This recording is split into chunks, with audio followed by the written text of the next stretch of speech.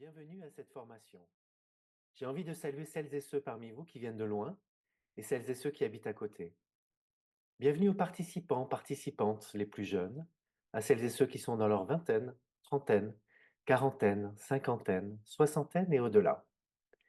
Bienvenue si c'est votre première formation de ce type, ou bien si vous avez déjà été au contact de la facilitation en intelligence collective auparavant.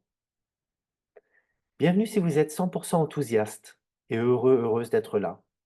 Et bienvenue si une partie de vous aimerait être ailleurs, parce que des choses importantes s'imposent à vous dans cette période. J'aimerais souhaiter la bienvenue à celles et ceux parmi vous qui ont des origines dans d'autres régions, d'autres pays, d'autres cultures. Vous et les richesses que vous portez êtes les bienvenus. Bienvenue si vous êtes une femme, un homme, et bienvenue à vous si vous ne vous désignez pas à travers ces catégories de genre. Si c'est le cas, quel pronom souhaitez-vous que l'on utilise pour vous? Bienvenue si vous avez fait de longues études et bienvenue si vous êtes autodidacte. Tout le monde a sa place ici.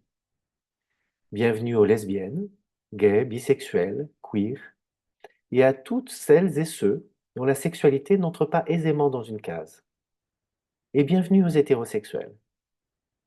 J'aimerais aussi souhaiter la bienvenue à celles et ceux qui ont des handicaps invisibles, comme à celles et ceux qui ont des handicaps visibles. Il y a beaucoup de diversité ici. Et je souhaite la bienvenue aux parties de nous-mêmes qui viendront peut-être s'inviter durant cette formation. La partie triste, les parties joyeuses, la colère, la peur, l'espoir, la malice et les parties plus formelles. Nous pouvons tous et toutes être nous-mêmes ici. S'il y a des aspects de notre diversité qui n'ont pas été mentionnés, je vous invite à les poser. Merci. La première fois que j'ai lu ce texte, c'était en anglais dans un livre, et il m'a profondément ému, au point que les larmes sont montées aux yeux. Je me suis imaginé dans un collectif, en atelier, en formation, et que la personne qui nous accueille lise ce texte. Et je me suis senti profondément vu pour qui je suis dans mes différentes dimensions. Des dimensions qui sont rarement prises en compte, rarement nommées au début d'un atelier, d'une formation. Alors, je m'en suis emparé, je l'ai traduit, je l'ai adapté et j'ai décidé de le lire au début de chacune de mes formations.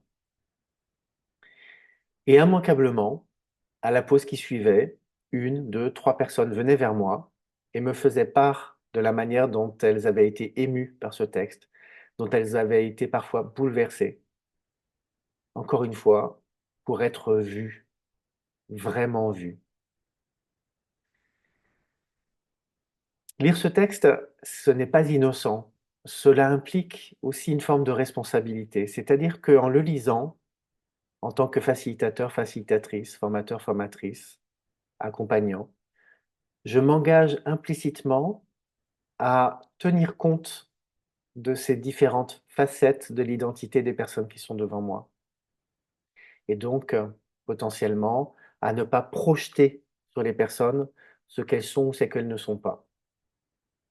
Alors, je vous invite à vous emparer vous aussi de ce texte, à le lire dans les environnements qui seraient adaptés, et puis à me faire part de la manière dont ça s'est passé, en commentaire de mon post LinkedIn, et ainsi de pouvoir aussi partager avec l'ensemble des personnes qui liront votre expérience et que ça puisse diffuser, diffuser, diffuser.